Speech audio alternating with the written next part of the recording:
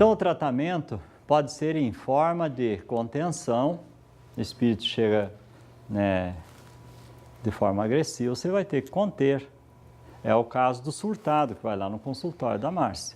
Ela vai ter que dar um remédio poderoso para que cesse aquele surto, para poder tratá-lo de forma mais adequada. Você precisa resolver aquele problema, então já coloca uma camisa de força. Então nós temos que fazer isso, né? Para o espírito que chega agressivo, a personalidade. A regressão, no caso daquela personalidade que está fixada num momento da sua história evolutiva, está com seu foco, com a sua atenção fixada naquela desgraça, naquele evento traumático. Então, a forma mais fácil de você tirar alguém do foco de passado é colocar em regressão. Joga ele mais ao passado ainda, com a ordem mental forte. Volte no passado, volte na encarnação anterior, volte na causa do problema. Você dá um impulso mental vigoroso. Se você quiser acompanhar isso de um pulso, pode acompanhar, mas simplesmente uma ordem vigorosa funciona, e funciona bem, né? Depois que você fazer a pessoa perceber a causa do seu problema, porque aí você já tirou ele do foco, da ideia fixa, você já fez ele perceber outra coisa. Aí você pode ir mais atrás ainda, ver todas as causas remotas, o que levou até aquele ponto. Daí você traz ele em progressão até a vida atual, tentando fazer com que ele perceba se existiram outras encarnações, ou pelo menos ele perceba que existem outras possibilidades além daquela que ele está focado. Aí ele já começa a perceber que ele não é vítima, que ele é mais um equivocado, que aquele que ele considera o seu algoz também é vítima dele. Então, se tirou a pessoa daquele foco. Então, não é que ele vai perdoar ou resolver o problema, ele vai parar a ação negativa, vai parar de vibrar ódio em cima do outro e culpá-lo, porque ele percebeu que ele também está errado.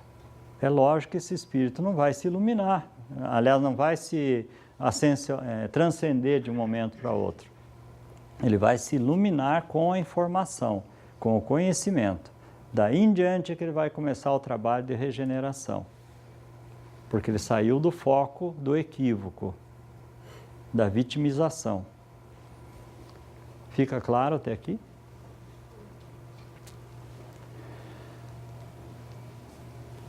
A despolarização.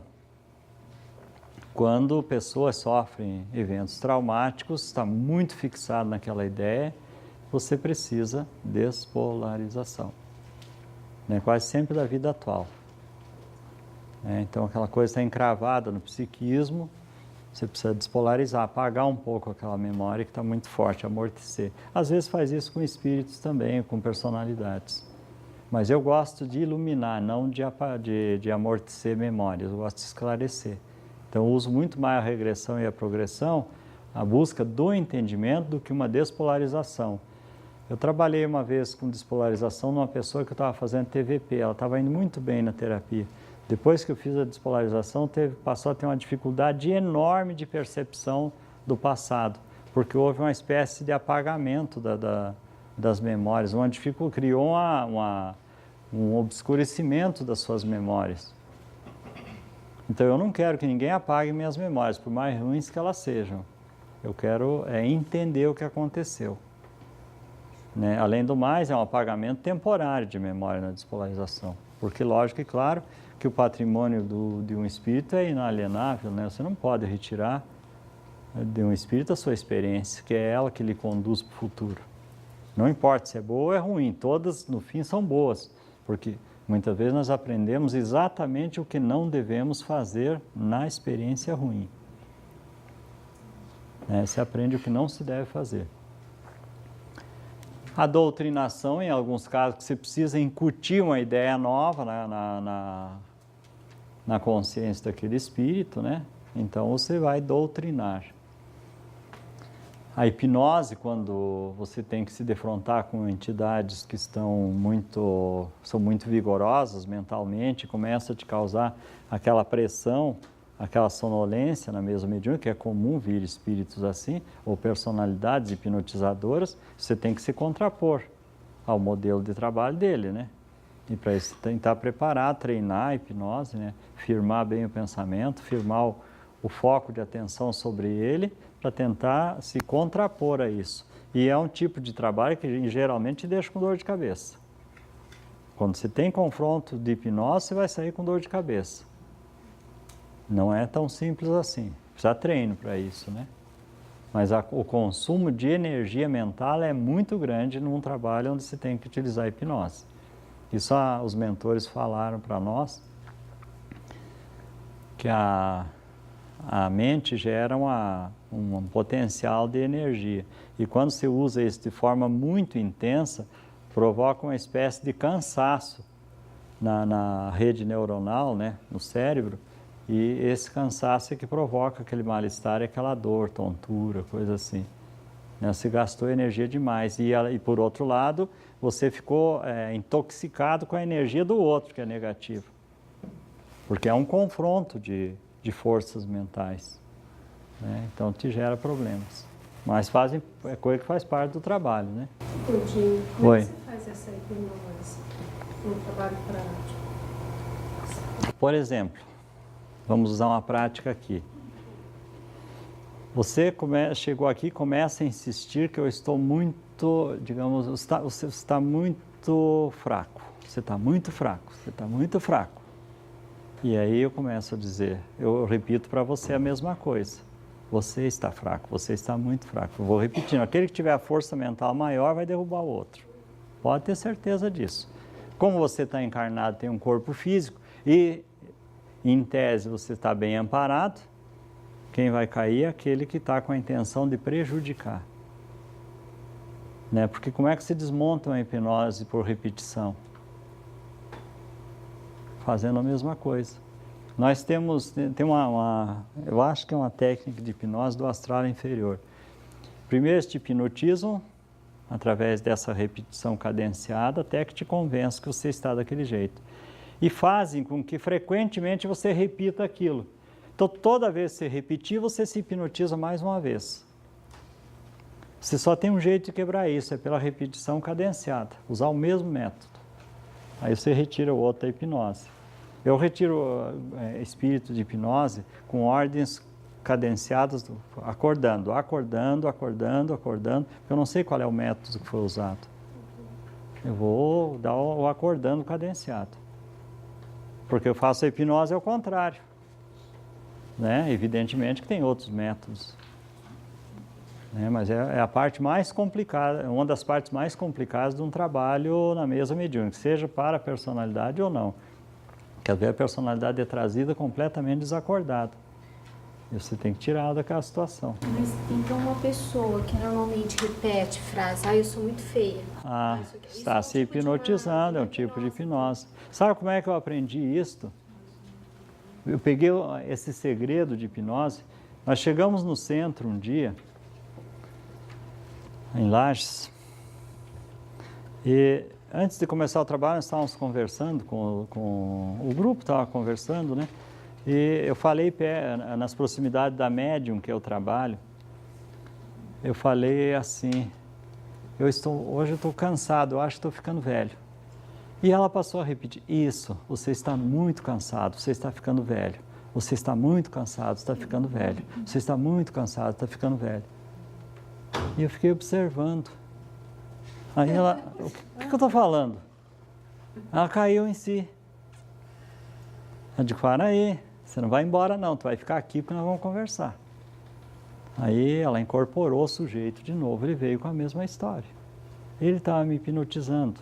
Era ele quem estava provocando aquela sensação de cansaço e eu estava aceitando. Eu repeti. A partir do momento que você repetiu, você aceitou. Você aceitou a ideia, comprou a ideia. Aí eu comecei a trabalhar no sentido contrário. Como é que eu desmancho isso? Faço a mesma coisa em sentido contrário. Né? Era uma entidade, nem sei se chegava a ser um obsessor, é um oportunista, né? Que quer ver o circo pegar fogo. É uma dos modelos, uma técnica de obsessão das mais eficientes. O que o André Luiz diz no qual é o livro da Cira? Qual é o livro aquele que ele tem aquela ideia central, que ele estuda a ideia central? Você me passou a ideia central do livro que você está lendo, Mecanismo da Mediunidade? Não. A ideia é como é que o espírito pratica obsessão na escola, como é que eles são treinados na escola de Vingadores. Eu já passei para você. Hã? Ação e reação. Né? Então, um obsessor só pode te acessar através de uma porta que você abra. Então, ele estuda você, como é que você se comporta e procura ver quais são os teus defeitos. Ou tuas preocupações centrais, aquela ideia que mais você volta a pensar nela. Ou aquele desejo central. Né? Porque às vezes nós somos todos bem comportadinhos aqui, mas tem um desejozinho mal atendido aqui, ou sem vergonha, que está sempre insistindo. Então eles vão usar aquele desejo, e aí começa a trabalhar em cima de você, estimular aquele desejo, estimular. E aí você já começa a pensar naquilo o tempo todo. Aí só pensa naquilo, né? O tempo todo. E com o pensar naquilo o tempo todo, ele te conduz para onde ele te quer, porque aí ele já te tem nas mãos, a partir do momento que você comprou a ideia dele. É assim que processam as obsessões mais difíceis, porque é um processo de hipnose. A obsessão é sempre uma hipnose. É aceita, porque se você não aceitar, como é que o espírito vai te agir em cima de você? Ele pode agir através de terceiros, mas não através de você mesmo. Mas a pior ação que pode ocorrer é através de você mesmo, é você ajudar a esculhambar com a sua vida. Deixou a porta aberta. Você deixou a porta aberta, o sujeito incutiu a ideia e daí em diante é você quem conduz a ideia. Você não pode nem responsabilizá-lo por isso, porque foi você o culpado. Né? Então, essas coisas, né? Então, a hipnose, a progressão, eu já falei, progressão é você tirar daquele momento lá do passado, da encarnação, 2 encarnações atrás, e trazer para o agora. Tem aquela progressão para o futuro, que você pode jogar o espírito para que ele perceba a possibilidade de eventos que ele está sujeito se ele continuar na prática que vem continuando, nas práticas negativas. Então, você projeta ele no futuro, impulsiona para o futuro para que ele perceba que pode acontecer uma sucessão de desgraças para ele no futuro. Eu não uso muito isso, em raros casos eu uso, porque invariavelmente quando se faz, tira ele do foco e esclarece, ele já percebe, você não precisa usar muitos outros recursos mais. Mas em alguns casos você tem que usar.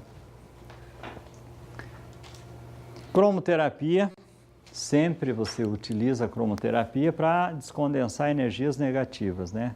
O espírito está muito perturbado, está muito atrapalhado, está confuso, você tem que trabalhar corpos, você faz uma projeção de cromoterapia. Eu utilizo praticamente 2 cores. Às vezes eu vejo que eu estou pensando no amarelo, mas está saindo azul aqui no chakra da mão, né? Então eu percebo que nem sempre o que eu estou pensando é o que a personalidade que entende disso está projetando. Eu estou dando um impulso. Então eu trabalho invariavelmente com o amarelo-limão, que é dissociativo, né, desagrega energias condensadas, libera a coesão dessas energias, e com o violeta, que é o restaurador. Né? Então o violeta tende a organizar como é que é a estrutura molecular, né? Na essência seria mais ou menos isso. Ele organiza a cadeia molecular novamente, né? Aquilo que está desorganizado. Ele restaura. Violeta. Né? Mas tem gente que se dá muito bem com o verde, outra é com o azul. Né? Então, cada pessoa tem a sua tendência. Tanto que diz, se nós olharmos lá na escala dos 7 raios, você se afiniza melhor com este ou com aquele raio. Né? Eu sempre trabalhei com o 7º raio. Hã? Pois é, tem gente que trabalha com o rosa e se dá muito bem com isso. Eu não trabalho.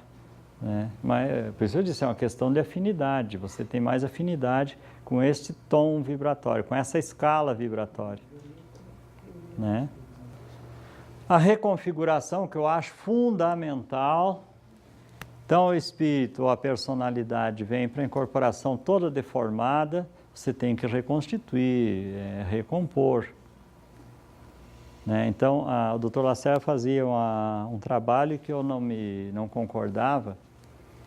Ele, quando trabalhava com as mulheres degradadas do astral, né, que às vezes estavam com uma aparência muito sedutora, ele envelhecia a criatura. Eu trabalho ao contrário. Eu conscientizo da responsabilidade da boa aparência, né? Então, porque eu fico imaginando para uma mulher que está se sentindo bonita e de repente você pega e estraga, ela reduz a zero, ela vai te odiar, né? Então o trabalho é o contrário, deixa ela mais bonita e conscientiza da responsabilidade.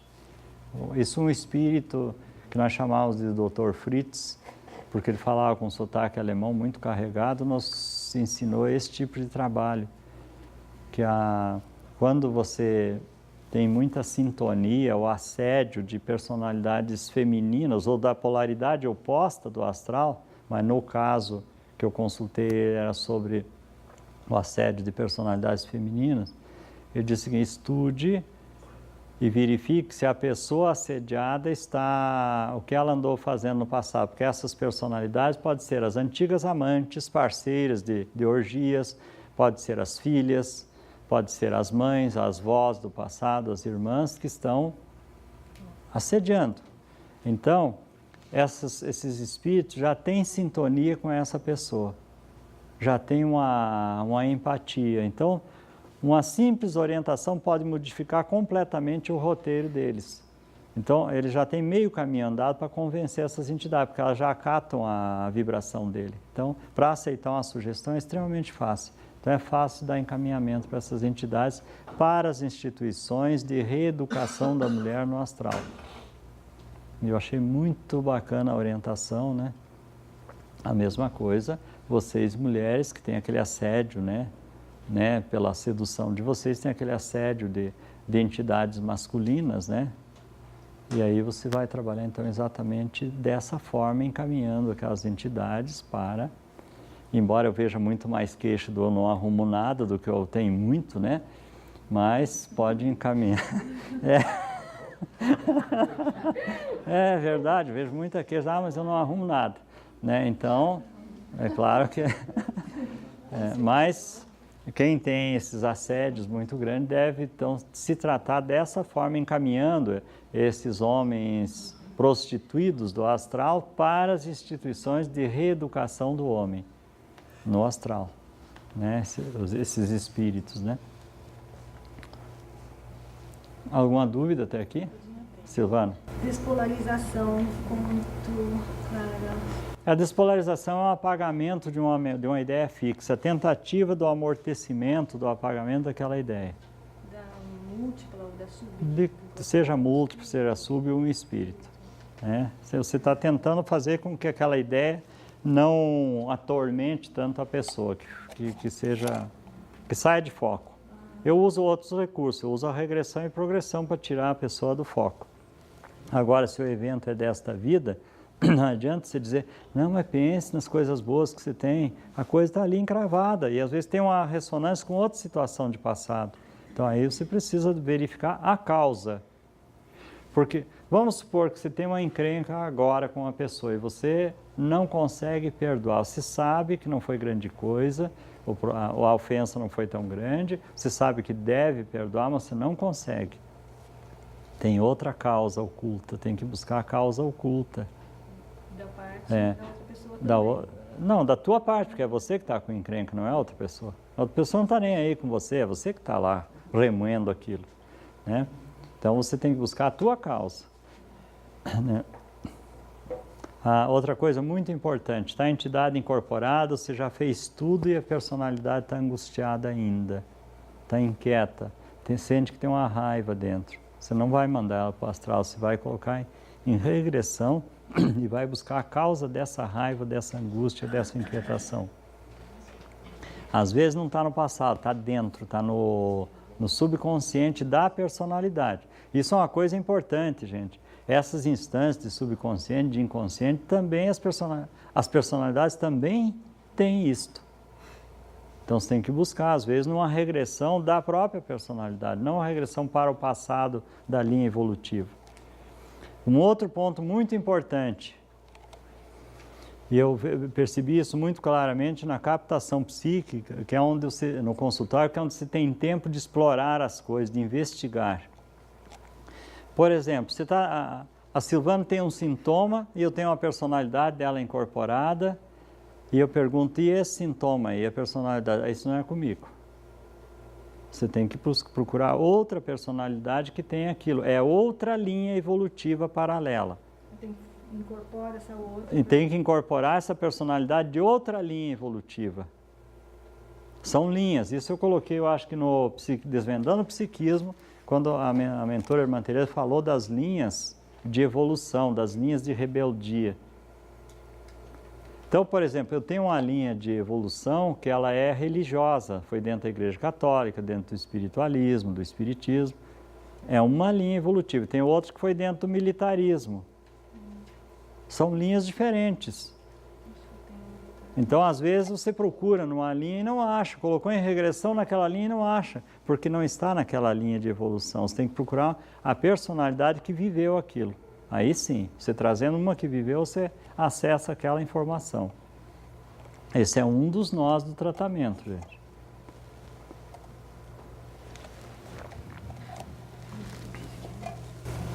Quais são as linhas? Assim, você tem a militar, a religiosa... Bom, vou colocar algumas linhas possíveis que nós temos. Linha de prostituição, de banditismo. Todo mundo tem essa linha? Dificilmente alguém não tenha. Não dá para dizer todo mundo tem, mas podemos generalizar. Mas raramente alguém não tenha. Né? Tem a linha da preguiça, da ociosidade. Tem a linha de agressividade, da arrogância, do orgulho. São linhas de evolução onde se praticou aquilo. Às vezes tem... Então, por exemplo, se eu tive como padre, eu fui arrogante e orgulhoso, e como militar também, então essas linhas se tocam. Duas linhas paralelas, mas se tocam. É como se uma alimentasse a outra. Quem fez um estudo interessante disso é a Rita Carter, no livro Multiplicidade, a nova ciência da personalidade. Não sei, Estela já leu o outro livro? Não leu ainda? Né? Mas nesse é isso que ela trata. É muito interessante. Você vê, ela não é uma espiritualista, pelo que eu percebo. Ela trabalha isso numa visão psicológica, né, ou psiquiátrica. Então, materialista. Então, ela coloca isso como pontos de interconexão entre tipos psicológicos, digamos assim, né? Ou linhas psicológicas, ou linhas de evolução. Então, elas vão se tocando, né? Pelas práticas, pelos aspectos negativos que se colocam em ação naquela encarnação. Só repete o nome da autora aí do livro. Rita Carter, Multiplicidade, a nova ciência da personalidade. Se vocês puderem conseguir, eu vi alguém aqui com o livro As Três Faces de Eva, né? Claro que as capas são diferentes, porque o meu é diferente. Isso aqui só se compra em sebo hoje, gente. Mas vale a pena. Eu consegui o outro também, a face final. Em sebo. Vale a pena comprar, porque isso aqui é um estudo minucioso. Estante virtual? Então, é um estudo minucioso dessa dissociação de consciência, feito por psiquiatras. É muito interessante, porque eles realmente tinham uma visão muito ampla e profunda da problemática. Tinham não, eles adquiriram através dessa paciente. Porque tudo foi analisado cuidadosamente, observado por meses, até se concluir que tudo indica que. Né? Muito interessante. Isso aqui esse é melhor se procurar. É melhor se procurar pelo título do livro, que é a única forma mesmo que você vai encontrar, do que pelos autores. Tem dois nomes difíceis. Então, gente, isso que nós estamos falando para vocês não são suposições sem base. Esse trabalho com as personalidades incorporadas é mais ou menos novo. Agora, a existência e a comprovação das personalidades tem fundamentação na psicologia e na psiquiatria, e fundamentação muito sólida. Né? Eu vou apresentar depois um site para vocês, que aliás já devia ter sido apresentado no começo, não sei porque deve estar no fim, mas eu vou achar depois. Um site onde mostra um médico americano ou um grupo, né, que estão fazendo um estudo interessante sobre isso. Né? Então a reconfiguração é muito importante para que a pessoa saia dali com uma boa aparência, saia bem. Imagine você sabendo que agora vai ser encaminhado para o céu e chegar todo esfarrapado lá, mal cheiroso. Nossa, né? Não, tem que chegar bonito, tem que chegar limpo, tem que chegar ajeitadinho, né? Para se apresentar, para sentar à direita de Deus Pai. Como é que vai ser? Né? Mano, não é verdade? Né? Então foi tratado, deu um alinhamento para a personalidade de dignidade. Todo mundo é sensível a isto. Né? Doutor Lacerda dava até comida. Né? Para os esfomeados, até comida dava. Além do banho, da troca de roupa, dava comida. Então faço tudo isso. Então empregaremos em primeiro lugar a acolhida ou a contenção. A acolhida deve ser empregada quando os elementos forem sofredores, infelizes, desamparados, desorientados, conflitados, infantilizados, deficientes e senis. Quando vier essas entidades infantilizadas no centro, gente, não vão ficar achando coisa mais lindinha, o Paulinho, o Pedrinho, né? Tem gente que fica cultuando aquilo, isso é um absurdo. Então, muitas vezes são espíritos que não querem assumir responsabilidade, então ficam ali para ser paparicados, permanecem infantilizados. E eles foram mandados para tratamento. É muito diferente do Cosme e Damião lá da linha de Umbanda, que é outra coisa, que significa outra coisa. Cadê minha assessoria de Umbanda? Não está aí? Né? Escapuliu. Tá? Quem que trabalha na Umbanda aí? Tem ninguém?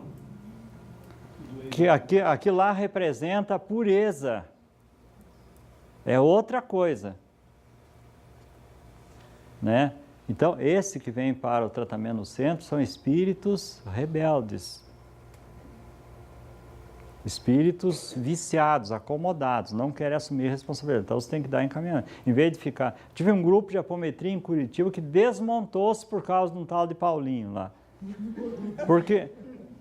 fui eu que incentivei o grupo e tudo mais, e depois de um ano todo de trabalho, tinha umas 50, 60 pessoas trabalhando, e tinha surgido um tal de Paulinho na médium estrela, tudo ela tinha que dar opinião, que é o que eu acho que não pode fazer esse negócio, né? Tem médiums que realmente são estudiosos, criteriosos, sabe, mas não pode ser a estrela, tudo ele tem que ver e tudo ele tem que saber. Não é assim, você tem que usar o bom senso. Um médium novato pode dar uma mensagem ou falar alguma coisa que ele percebeu com extremo bom senso, que tem base na doutrina espírita, no espiritualismo sensato, porque tem um espiritualismo sensato também, né? Então, você tem que analisar se tem bom senso. Mas não pode promover ninguém a estrela de grupo, isso é muito perigoso, nunca fica na mão de ninguém, né? E aí ficaram na mão da dita média e ela começou a incorporar o tal de Paulinho. O Paulinho ficava 1h30, 2 horas, contando piadinha, rindo, aquela bobeira toda infantilizada, né? E todo mundo aplaudindo o Paulinho, coisa mais linda do mundo, né? Resultado, eles pararam de atender as pessoas para dar atenção para o Paulinho. Aí fui numa reunião lá e vieram me contar e mostrar como é que o Paulinho agiu. O Paulinho era um pervertido, veio lá para esculhambar o grupo e acabou com o grupo. Aí eu falei, fui colocando assim mais de leve, depois vamos conversar com o Paulinho. E aí eu comecei a chamar o Paulinho na responsabilidade, né? E o Paulinho já se exasperou, lógico. E aí a gente pediu para ele se encaminhar para tratamento. Olha, eu fiz um dano terrível, tirei o Paulinho deles. Eles tinham adotado o Paulinho. Né? E aí o grupo ficou tão contrariado com aquilo que mudou imediatamente, não trabalhar mais com a apometria. Eles iam se dedicar aos apelos do Saint Germain, de não sei quem. Então mudou, não era mais atendimento, era apelos. Agora só estavam trabalhando com os mestres ascensionados. Olhem, eu acho que uns 4 meses depois fechou. Desmanchou-se por completo. Você vê o que um espírito faz. E é o melindre dos médios de não aceitar que estavam sendo iludidos. Porque é um negócio difícil, destruir uma ilusão é um negócio complicado também, né? Porque o Paulinho alisava o ego de todo mundo. Então a contenção, quando os elementos forem agressivos, ameaçadores, teimosos, litigiosos e coléricos. O esclarecimento, quando os elementos forem confusos, equivocados, antagônicos, ignorantes e orgulhosos. A orientação, quando os elementos forem neutros, ociosos, dominantes, dominados, viciosos e devassos. Então você vai usar os recursos possíveis, né? Mas sem fantasiar muito. Não vamos começar a inventar história, né? De começar a buscar remédio no outro planeta, não sei aonde, pior é em outra galáxia, ainda que é muito mais difícil, mas tem médium que vai, né? Pega a sua nave e embarca em 2 horas, 15 minutos já está de volta da outra galáxia, trouxe o remédio, né? Que não é nada disso, gente. Nós estamos na Terra, tratando com problemas terrenos, de pessoas com problemas.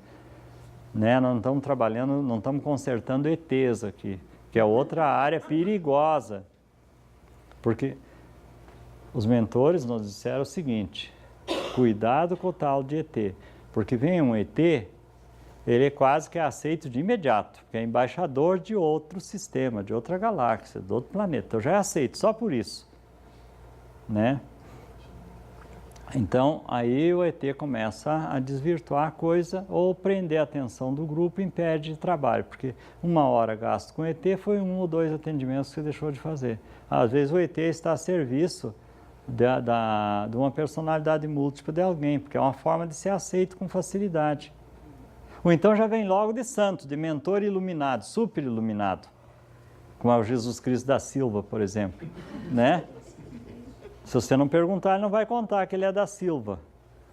E aí fica instruindo o grupo, né? Então você vê coisas horríveis em grupos também, né? Essas são as menores. Então você fica atento para essas coisas. Não aceite sem ver qual é a que veio essa entidade. Aliás, um grupo de apometria não é para receber mentor. Ele veio para receber sofredores para serem tratados. É para isso que existe esse tipo de grupo. Ah, não, aqui no nosso grupo nós não recebemos sofredores. Tem grupos que trabalham com isso. Passam a vida iludidos, né? Nossa tarefa é socorrer as pessoas, as desarmonias das pessoas, tratar, fazer aos outros aquilo que nós queremos para nós, né? Porque nós não temos como conferir ET. Tem que conferir para a conversa dele. Espírito muito iluminado que começa a ocupar espaço para fazer discurso, fique atento, porque quase sempre o discurso diz a mesma coisa. Eu comecei a receber no trabalho coletivo que nós fazíamos em Lages, 5, 6 páginas de um mensageiro lá. Aí eu li as primeiras, né? Na segunda vez, terceira vez que ele escreveu, eu já rasgava e jogava fora. O médium ficou indignado, não voltou mais no grupo. Porque ele queria um espaço para ele. Então a mensagem não é que era ruim, mas também não era boa. Não falava nada. Era desnecessário. Extremamente desnecessário, porque repetia aquilo que a gente está cansado de saber. Não precisa repetir isso aqui, que a doutrina espírita já passou, os mentores já gastaram horas e horas de trabalho passando orientações. Então não precisamos ficar de mensagem de mesmice. Para que serve aquilo? Né? Mensagens tem que ter cuidado, eu só faço psicografia. Então no meu grupo não quero médico psicógrafo. Né? Para quê? Porque se começa a acompanhar as mensagens que é passado para o paciente, é tudo a mesma coisa. Então manda ele ler o Evangelho, que é mais completo pelo menos. Né? É aquela coisa, o destaque. A senhora? Tem muito de antipatia com isso, né? É? Você tem que ganhar muito de antipatia com isso. Ah, sem dúvida. Sem dúvida. Dá mesmo, né? Você tem que enfrentar algumas coisas. Eu tive problemas sérios em mesa mediúnica, como por exemplo, uma médium que se tornou agressiva. Eu sempre conto essa história, né? Começou a se tornar agressiva na mesa, então ela falava coisas de forma muito agressiva, porque eu não deixo, o meu pessoal não deixo falar muito, lá no sul, né? Não deixo ficarem passando mensagem para o paciente, nem falar o que aconteceu. Eu já passo a síntese, né? E naquela época a gente não tinha muito treino com isso, em lidar com isso, e a gente deixava que todos os médiuns falassem, e ela começou a se dirigir ao paciente na incorporada, e falar coisas que não devia, né? E por fim ela começou a falar isso, passou a nos agredir também. E aí eu falei para ela, não estou sabendo de nada, eu faço isso incorporado, eu sou inconsciente. Aí eu procurei achar um jeito de resolver o problema dela, né? Um dia eu também incorporei inconsciente e soltei a boca nela, de ver como é que ela reage. Ver como é que essa criatura reage, né? E ela ficou indignada. Como que você me expôs lá na frente de gente, na frente dos outros colegas, me falando de igual, não sei de nada, eu estava inconsciente.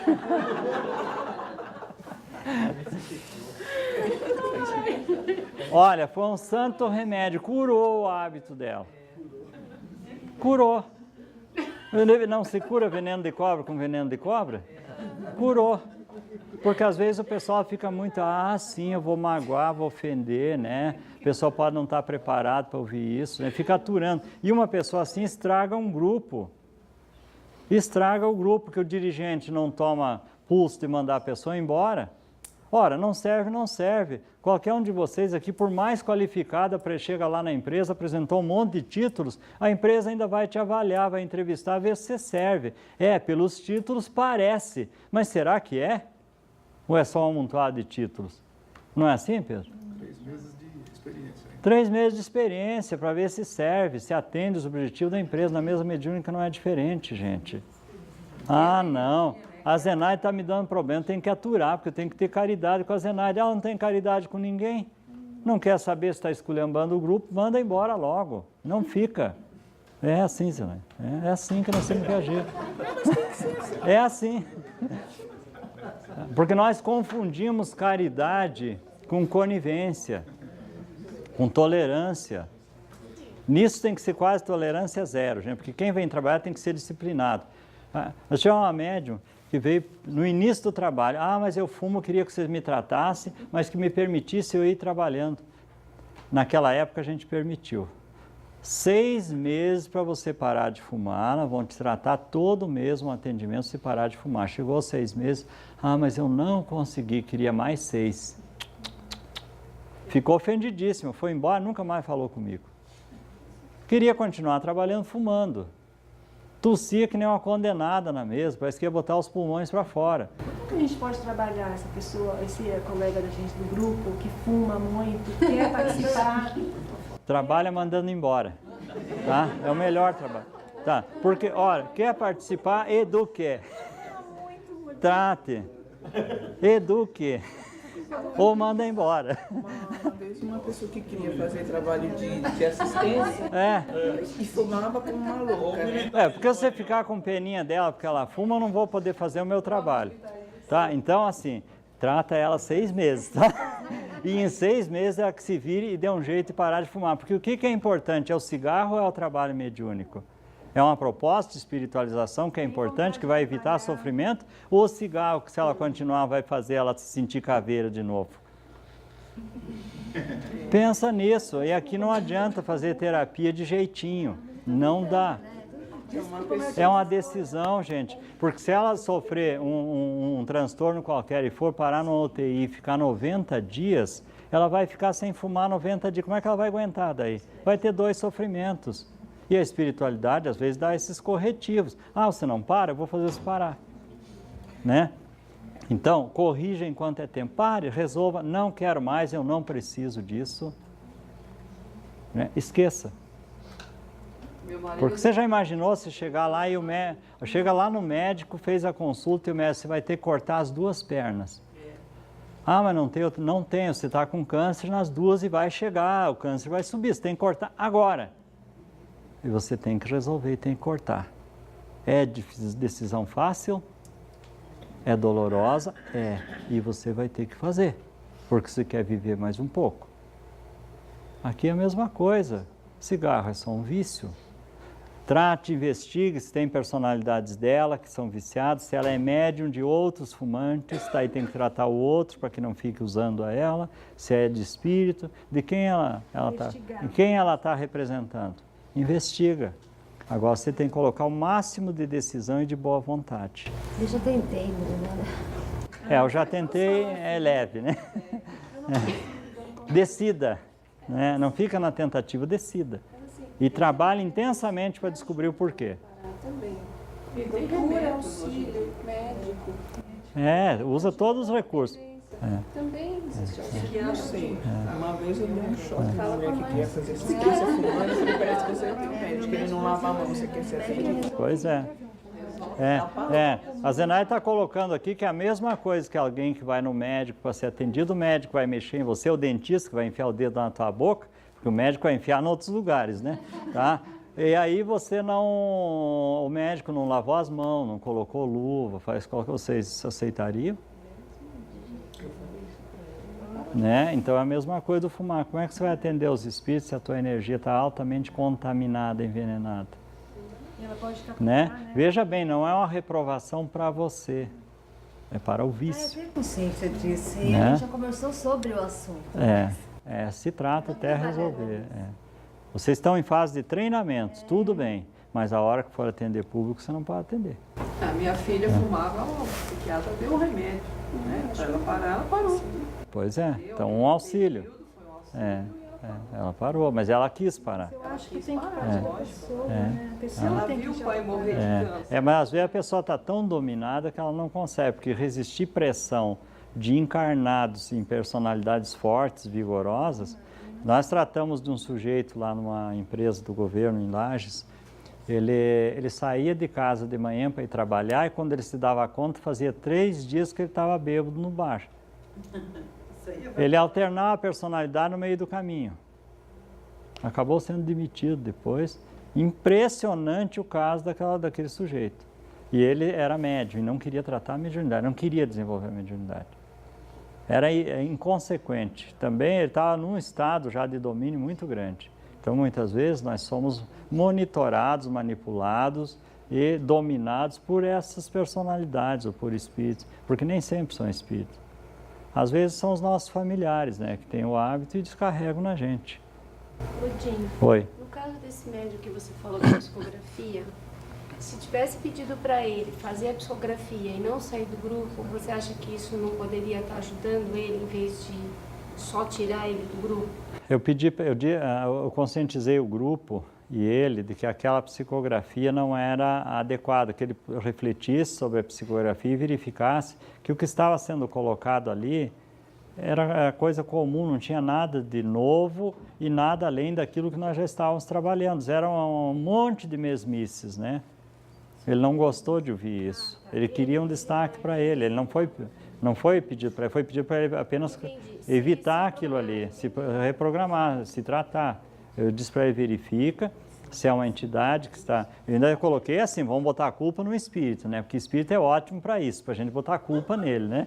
Verifique se é um espírito que está te obsedando, coisa assim, se é uma personalidade, veja o que é.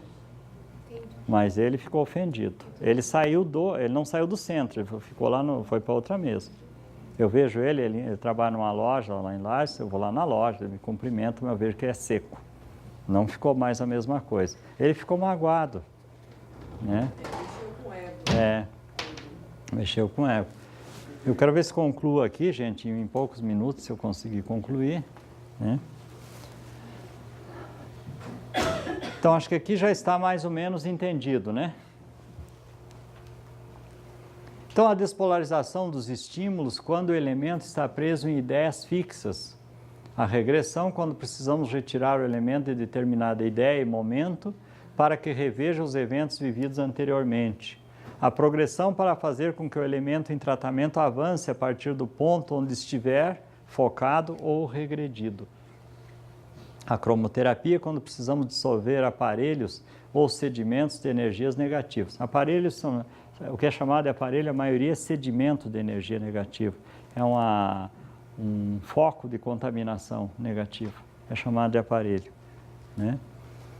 Quando queremos restaurar células, tecidos ou órgãos, ou quando queremos eliminar focos de dor ou de desconforto. Então, se trabalha com cromoterapia dissolvendo a energia que está ali causando isso. E isso tem efeito imediato no corpo físico. Quando se aplica uma cromoterapia, a ação, o resultado no corpo é imediato. Aí a pessoa deixa de sentir a dor na mesma hora, provoca uma reação num órgão, desincha, provoca a reação imediata. Então a hipnose, quando precisamos nos contrapor à ação de espíritos ou personalidades que tentam nos subjugar através desse processo. A doutrinação, quando for necessário incutir uma ideia nova ou filosofia, um elemento, ou tentando modificar ideias negativas cristalizadas. A reconfiguração, quando o elemento estiver deformado, mutilado ou degradado. A orientação, quando o elemento em tratamento estiver desorientado. E, por fim, deveremos encaminhar o elemento tratado para a complementação de tratamento em alguma instituição do astral. As técnicas apométricas objetivam tratar os distúrbios que têm origem ou raiz no perispírito, ou nos corpos, ou nas personalidades dissociadas. Enfim, tudo aquilo que está no perispírito. Porque eu desconfio que o perispírito tem mais coisas do que personalidades, subpersonalidades e corpos. Contém mais coisas nessa designação perispírito. Os corpos perispirituais sutis são construídos pelo espírito lentamente, ao longo de milênios de caminhada evolutiva e dissolvidos na medida em que o espírito se angeliza. Então, os corpos são construídos para que o espírito possa se manifestar nos planos vibratórios. A Terra é um plano vibratório, precisa de corpo físico para se manifestar aqui, ou de corpo astral para se manifestar para quem tem faculdade de percepção mais desenvolvida. Fora disso, mas para se manifestar com ação física concreta, total, precisa corpo físico. Ora, se eu quero me manifestar no plano astral, é lógico que eu vou ter que usar o corpo astral. Ou num plano mental, corpo mental. Que é diferente de se manifestar no corpo físico, impulsionado ou assessorado pelos atributos de um corpo. Tá? Nós utilizamos os recursos do corpo, mas não estamos nos manifestando naquele corpo.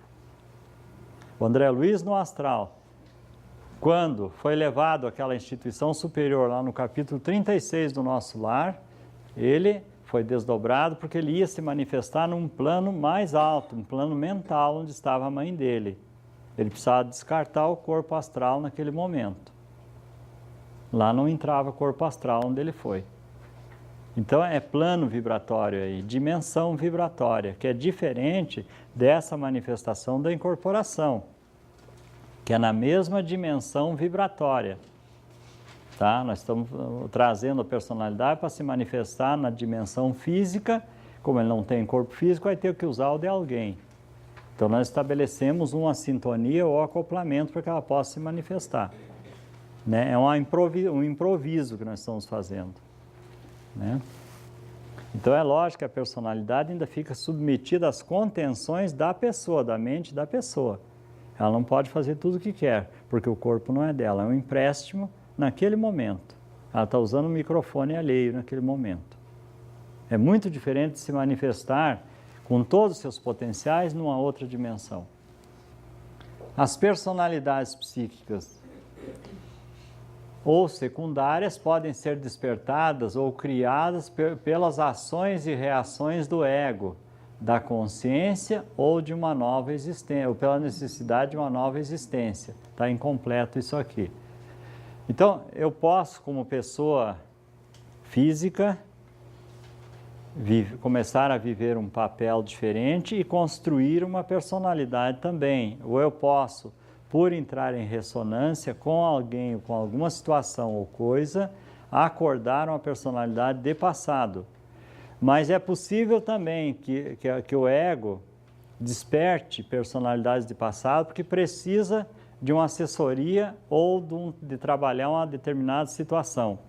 Por exemplo, se eu estiver sentindo inconsciente, porque eu não tenho consciência dessa necessidade, mas esse instrumento chamado ego ou consciência precisa de uma assessoria, de fortalecer um aspecto, é possível que ele possa despertar esse aspecto que está adormecido, em forma de uma personalidade. Ou criar uma situação nova, me adaptar a uma situação nova. Né? Da mesma forma que, de forma inconsciente, eu entro em ressonância com a situação de passado, porque agora eu estou vivendo algo semelhante, então aquilo que se chama ressonância, é muito comum as pessoas friorentas que estão em sintonia com vivência onde morreram no gelo, coisa assim. Então ela não sabe, mas ela passa a viver na época que sentiu um frio. Quando sentiu um frio, ela passa a entrar em ressonância com aquela vivência do passado e morreu congelado. Então sente aquele imenso frio por fora, sente frio físico.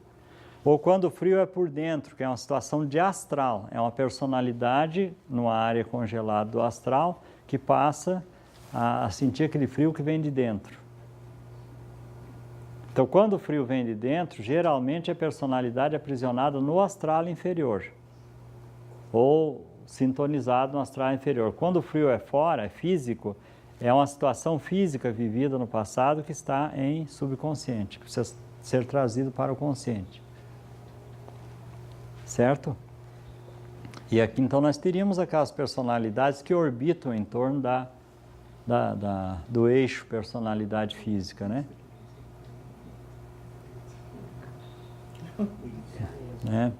Sempre aquele folgadão, tá tudo ótimo, joia, né? Não falta nada, né? O cansado, o velho, né? Cansado, né? O anjo, né? Aquela pessoa boníssima, né? Que não faz mal para ninguém, reza para todo mundo, né?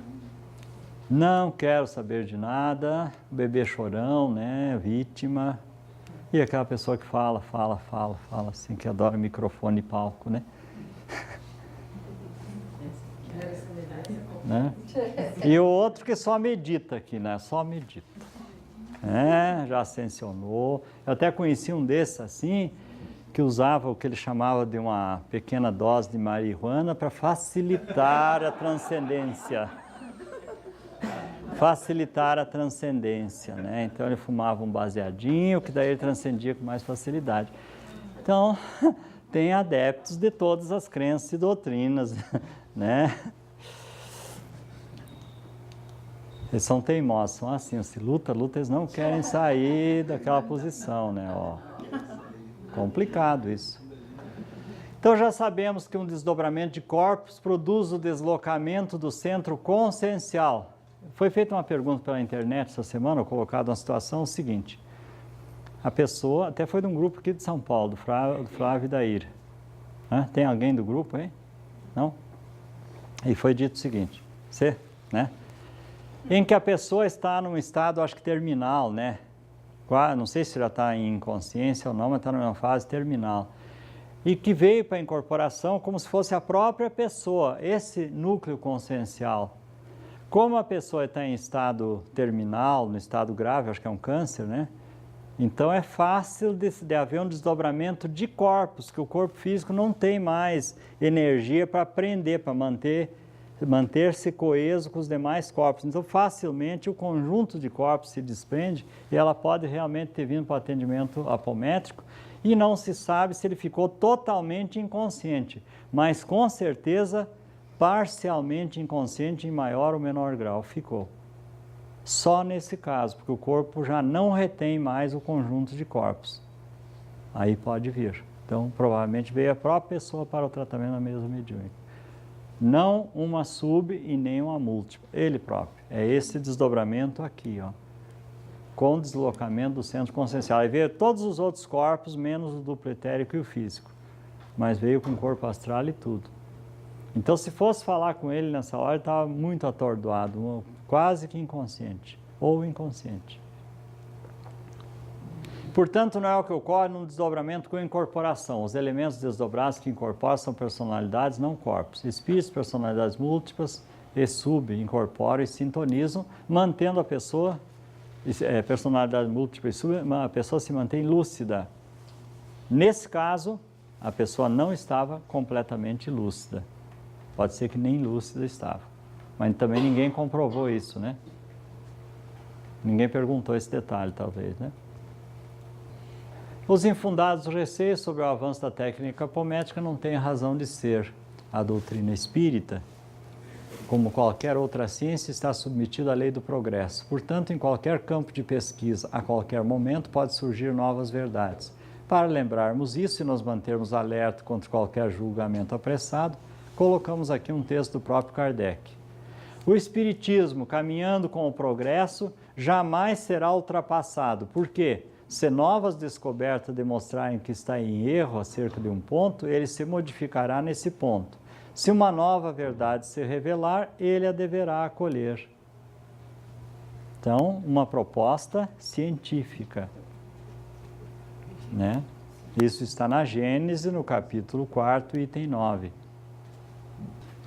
É o eu pessoal e o modelo de trabalho. O eu pessoal é um elemento em construção, é mais um dos eus transitórios personificados em cada existência na Terra.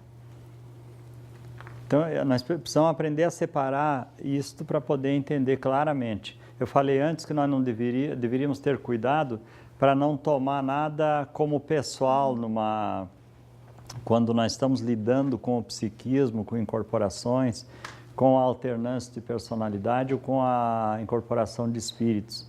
Porque muitas vezes nós podemos interpretar que a personalidade, o espírito, enfim, o elemento que está incorporando na outra pessoa e que está nos agredindo, é tomado muitas vezes como sendo a pessoa nos agredindo. Então, é comum a pessoa, mas como que o fulano está fazendo isso? Fulano não está fazendo nada. É uma personalidade, ele nem tem consciência de que ele está te agredindo indiretamente via personalidade. Então, nós temos que tomar muito cuidado com isso para não criar problemas, porque facilmente nós ficamos indignados, às vezes, com a outra pessoa, porque ela está nos atuando via personalidade. Então, não tome como pessoal, verifique o que está acontecendo, trabalhe o que está acontecendo, mas não entenda que a pessoa física está agindo, que o eu pessoal está agindo. É um eu periférico, um eu passado, um eu múltiplo. Por favor. Godinho, e nesse caso, qual é o procedimento que a gente deve tomar? Por exemplo, se é uma pessoa que seja responsável por um grupo, por exemplo, e a gente está numa condição subalterna, qual é a postura que a gente tem que tomar? Tá, o dirigente está surtando então, né? Tá. O dirigente está surtando. Tem que socorrer o dirigente, porque se é um grupo fraternista, uns têm que dar apoio para os outros. Mas ele não autorizou. Se não autorizou é porque está mais doente ainda, mais necessitado. Aí precisa ser atendido. Então o grupo se reúne fora do controle do dirigente, porque já que ele não aceita, você tem que fazer isso fora.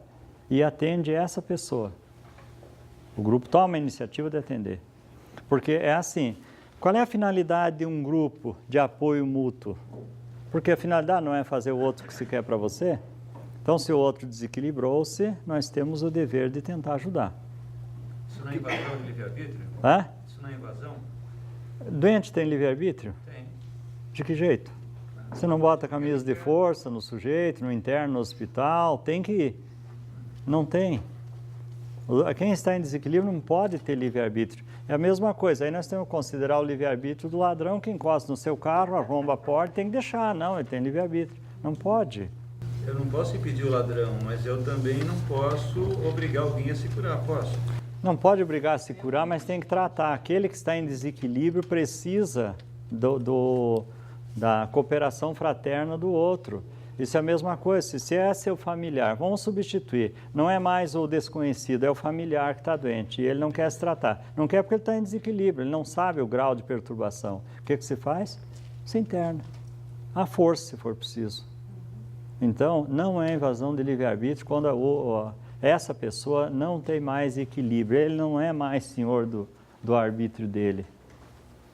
Não é mais árbitro de si mesmo, digamos assim. Precisa ser tratado por aqueles que têm juízo. Né?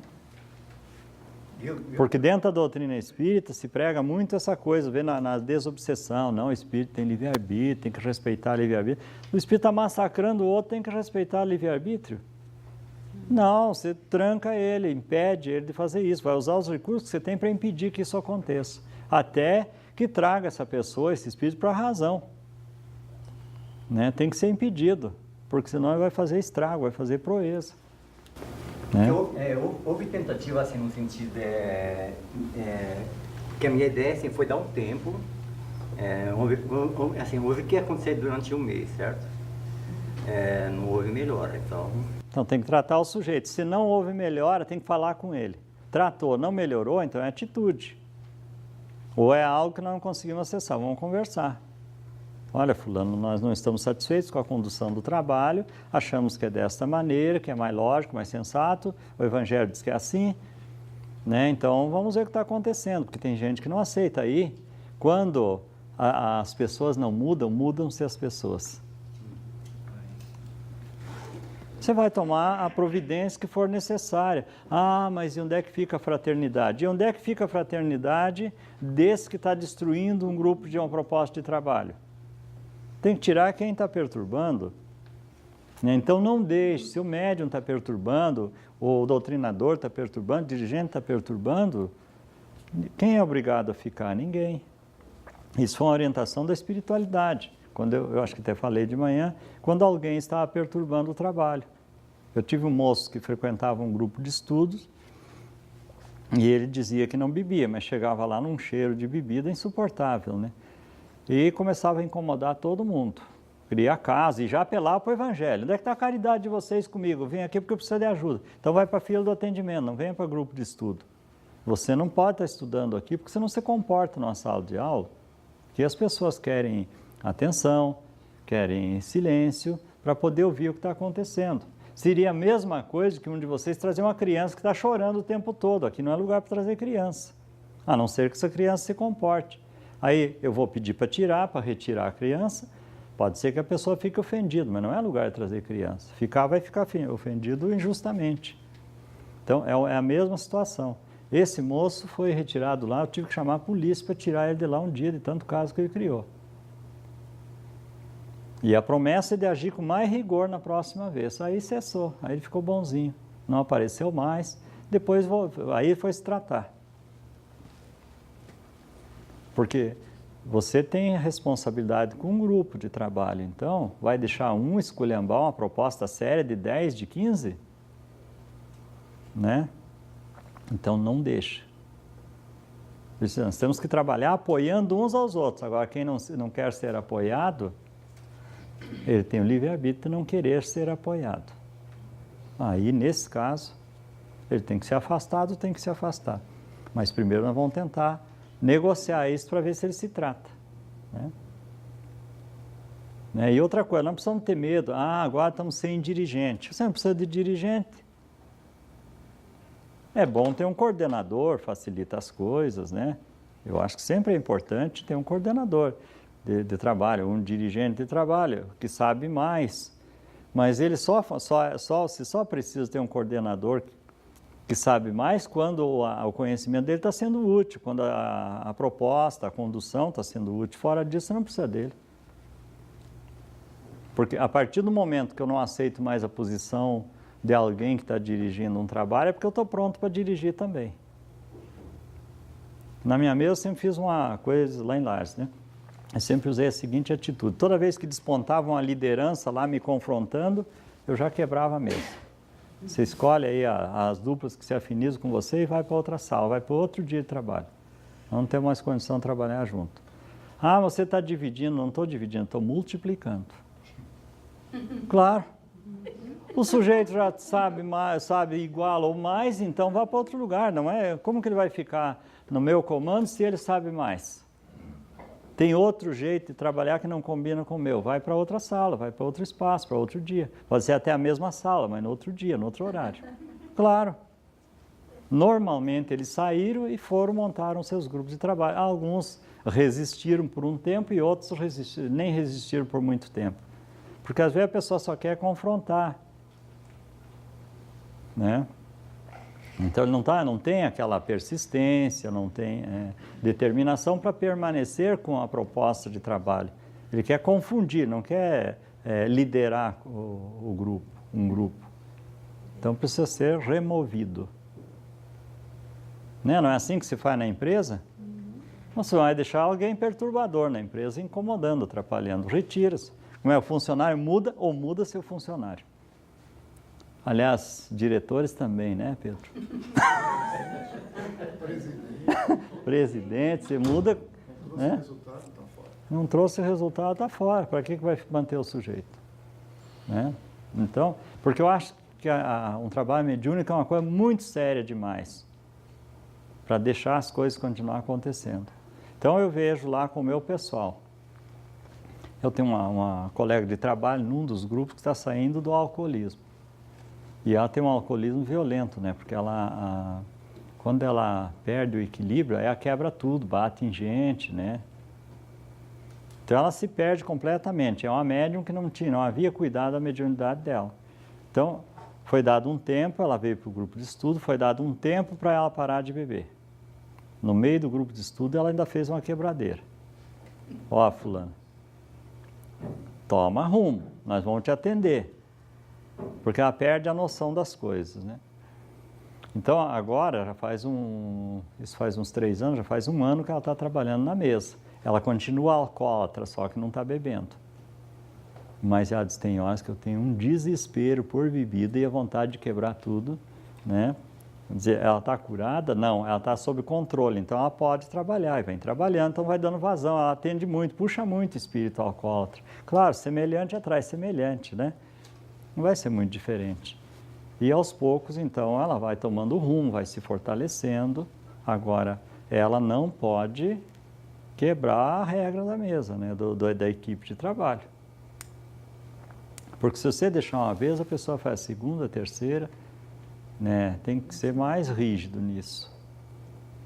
Né? Eu, por exemplo, não tenho problema com o horário do meu pessoal. Eu tenho gente que chega meia hora depois, 1 hora depois, porque tem responsabilidade, tem trabalho, o emprego que não pode largar antes.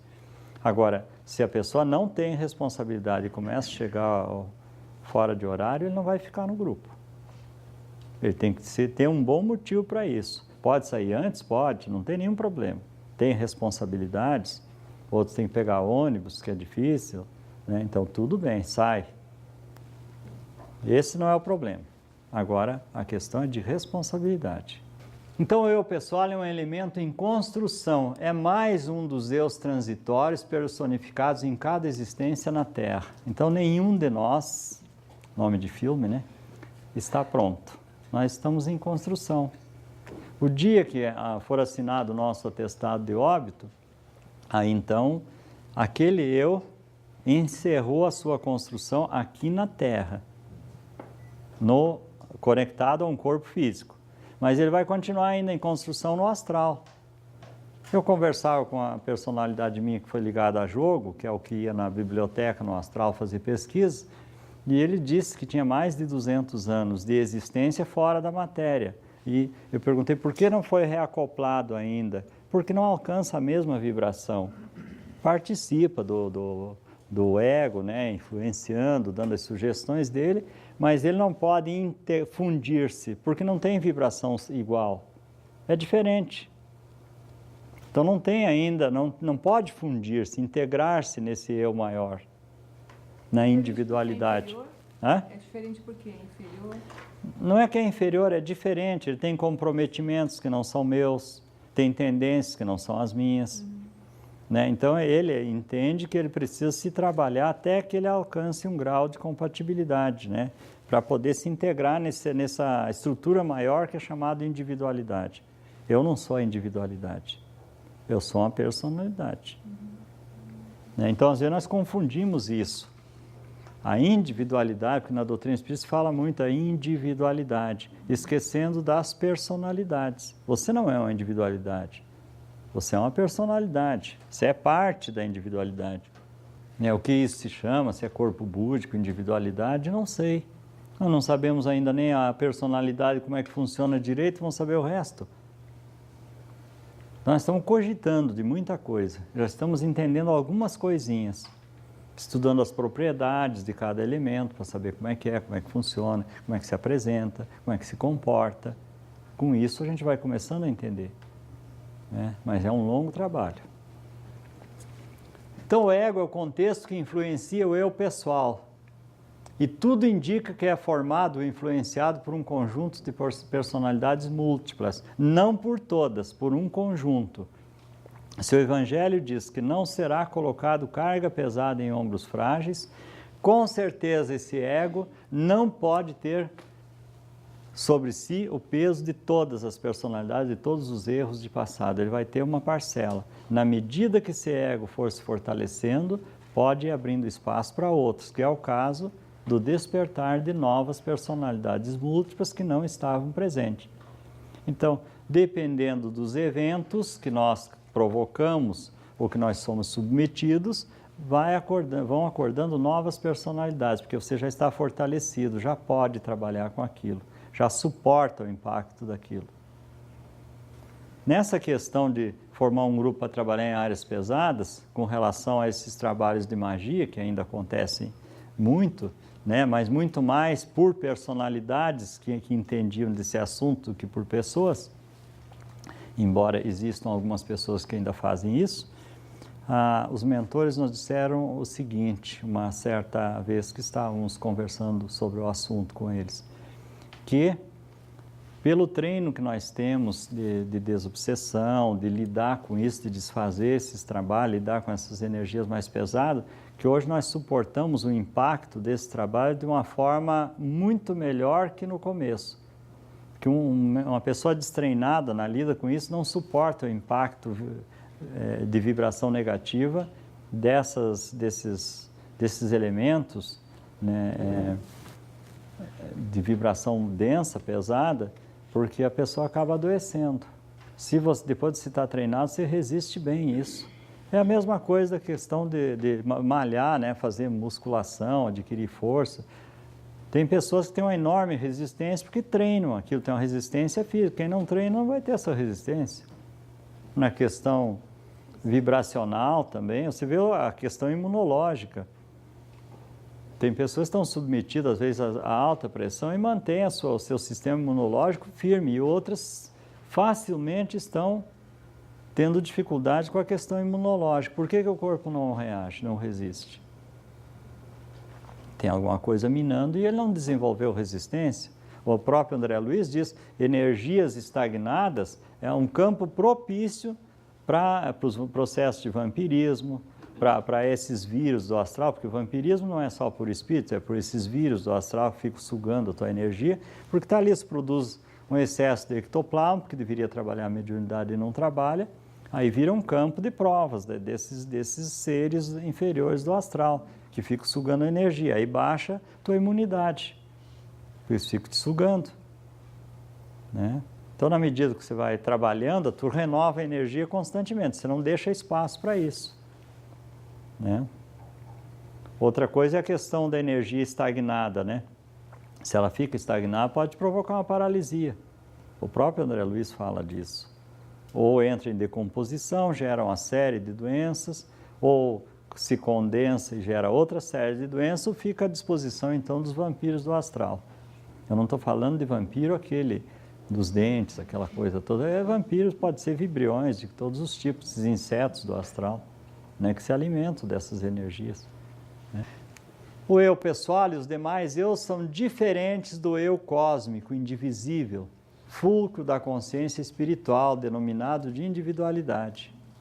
O eu pessoal é apenas uma parcela deste, é apenas uma personalidade manifestada através da aparência física, revelando uma pequena parcela da consciência dos demais eus e também do eu cósmico.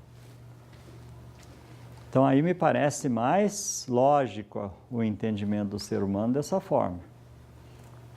Existem muitas dúvidas, até entre os espíritos chamados de mentores. Você faz uma análise do trabalho da Joana de Anjos, de Emmanuel, mesmo do André Luiz, você encontra aparentes diferenças. Embora eu acho que eles estudam campos muito diferentes um do outro, né? O Manuel Filomeno de Miranda, por exemplo, junto com o Dr. Inácio Ferreira, eu acho que eles estudam a psiquiatria, a área da psiquiatria.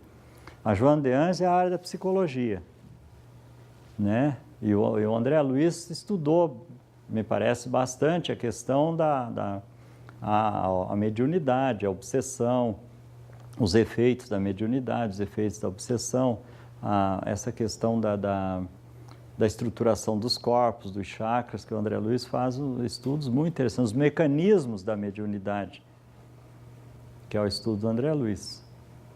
Então, eles nos trazem informações muito importantes. Por esse trabalho do Robson Pinheiro está estudando os umbrais, trazendo informações do que acontece lá, que não é novidade, porque tem outros espíritos que já trouxeram, mas não de forma tão intensa quanto o que ele está trazendo. Antes nós tínhamos mais notícias do que informações, né? Agora está trazendo informações desses lugares. E que é uma área que a gente trabalha, né? Estudos e observações sobre o comportamento e o fluxo do pensamento humano no âmbito do psiquismo, da psicologia, da psiquiatria e do espiritualismo mostram que o eu pessoal ou personalidade física sofre constantemente a interpolação dos pensamentos, sentimentos e influências dos elementos psíquicos denominados de subpersonalidades e personalidades múltiplas, além, naturalmente, da influência das outras pessoas e também dos espíritos. Então, nós estamos mergulhados no mar de apelos, de convites, de vibrações, de pensamentos, né, que nos colocam numa situação muito complicada. Por isso, escolher um caminho não é tarefa fácil. A gente pode entender porque a humanidade ainda tem tantas dificuldades de se conduzir pela vida. Porque nós estamos mergulhados nesse mar de influências. Não são só as nossas. Como que eu posso aceitar ou não uma influência de outro? Dependendo das minhas tendências, da ideia central, das ideias periféricas, né? Então, nós vamos aceitando esta ou aquela sugestão, sofrendo ou nos deixando influenciar por este ou aquele impulso, dependendo daquilo que está em nós e da nossa capacidade de escolher, que não é fácil, não é simples. Né? Por isso o nosso estágio evolutivo, ou pelo menos se a gente analisa um pouco o nosso grau de angústia, de sofrimento, enfim, de dor e sofrimento, nós percebemos que o nosso estágio é extremamente primário ainda. Porque nós não precisamos de ninguém que nos prejudique, nós mesmos somos nossos piores algozes. Né? Porque eu sei uma infinidade de coisas que me são prejudiciais e eu continuo fazendo. Então, preciso de obsessor, de outro algoz?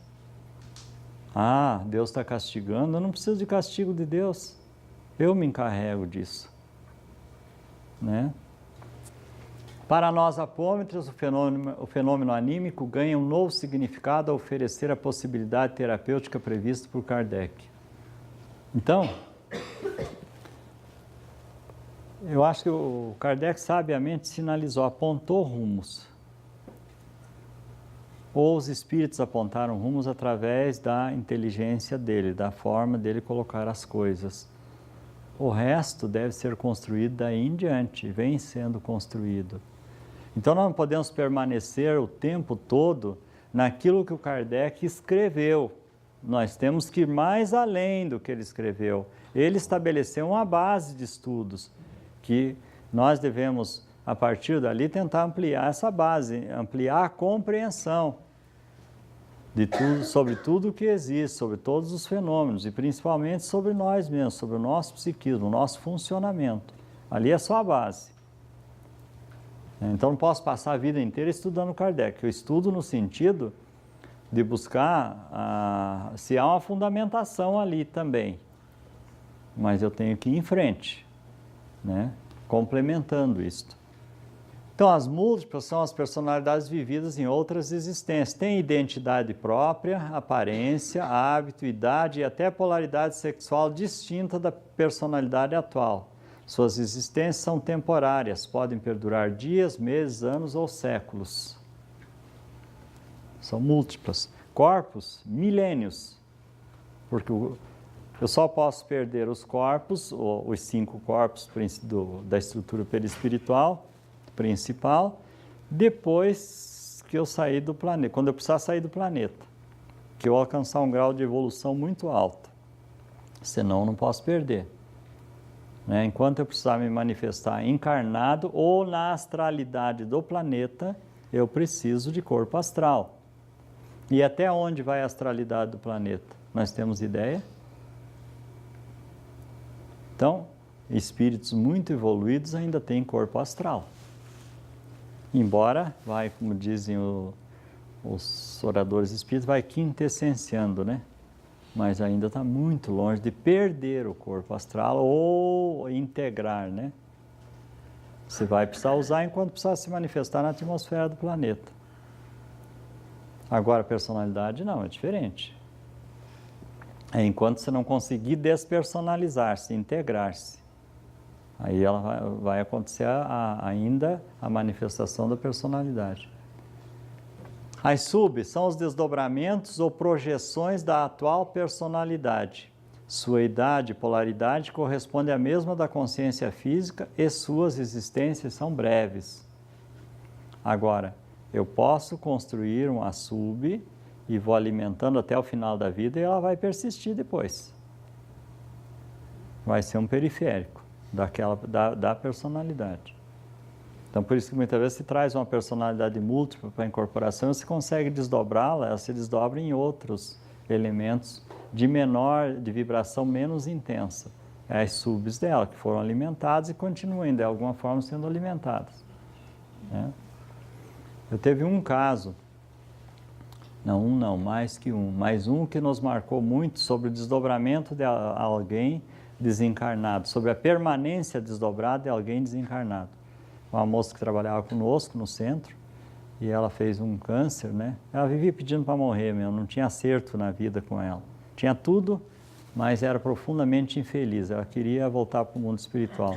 Aí ela arranjou um câncer, ela tinha 37 anos na época. E ela ficou 4 anos com o câncer e aquilo foi invadindo o corpo de uma forma muito violenta e muito agressiva. Ela resistiu muito também. Fez todo tipo de tratamento e nada funcionou. Depois dela estar desencarnada, um dia o marido veio, o ex-marido, né, veio pedir atendimento no centro, porque ele sentia a presença dela em casa, então era para encaminhá-la. Mas nós tínhamos uma enfermeira que tinha desencarnado antes, que era a nossa amiga, que estava trazendo notícia da instituição dela, estava internada no astral. E aí essa enfermeira passou a cuidar dela, porque já a conhecia, passou a cuidar dela nessa instituição, já estava em melhores condições. Essa enfermeira também tinha morrido por câncer. E quando nós atendemos a personalidade dizia, depois de ser atendida, de ser tranquilizada, mas eu me sinto estranha, é como se eu estivesse em vários lugares ao mesmo tempo. Aí nós fomos verificar onde é que ela estava. Ela tinha uma parte dela que estava lá na instituição, no astral, conforme essa outra enfermeira depois confirmou. Mas ela continuava muito alheia ao ambiente lá do astral, estava pensando em casa e pensando no sofrimento. Então tinha uma parte no hospital e outra em casa, e a terceira parte lá no hospital. Ela se desdobrava e permanecia em casa, no hospital e no astral.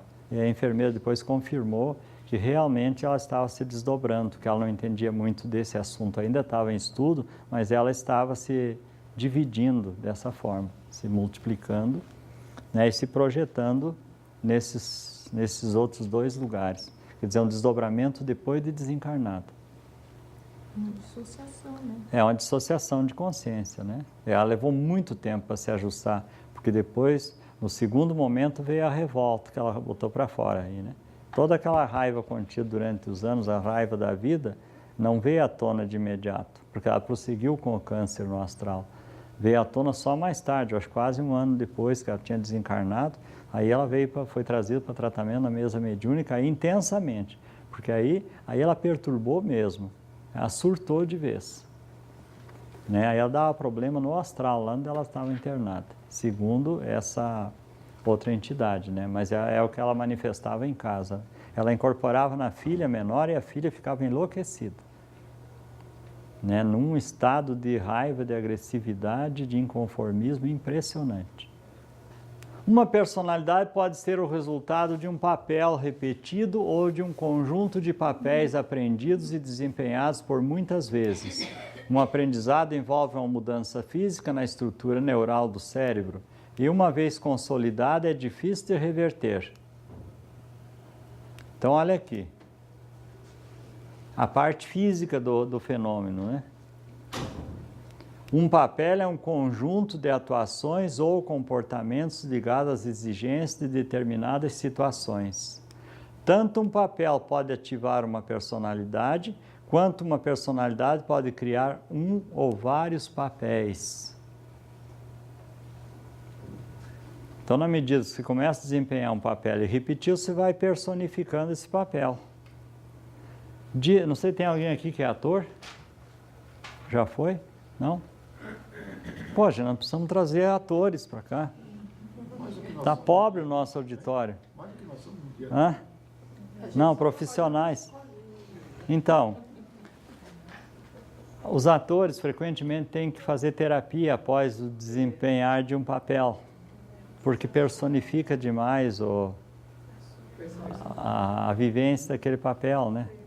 Aí tem que discutir o personagem, né? Para voltar a ser ele mesmo. Porque deu vida aquilo, então passa a ser o personagem. Né? Eu ficava observando aí, que eu acho que eu assisti 2 vezes, se eu não me engano, a Bela e a Fera, e as duas eu me decepcionei a segunda vez, porque a Bela não era a mesma.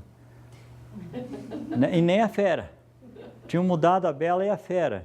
E aí você fica desconectado. Não é... Agora eu estava vendo a entrevista esses dias, que nós assistimos também a Miss Saigon, e tinha uma mocinha, uma japonesinha que estava lá, ela que é a Bela agora. Então mudaram novamente a Bela. Né? Digo, mas que desajuste é esse, né? Então você percebe como você encaixa, associa uma pessoa a um papel. E para desencaixar isso é complicado. Agora imagine para quem vive o papel. Né? Então precisa realmente ser tratado para poder desvincular do papel. Então a mediunidade não é uma arte, nem um talento pessoal, pelo que não pode tornar-se uma profissão. Ela não existe sem o concurso dos espíritos. Faltando este, já não há mediunidade. Aqui precisa ficar bem claro. Então aquele que vem médium, que é médium, aquele que intercambia com os espíritos com facilidade, não pode fazer disto uma profissão.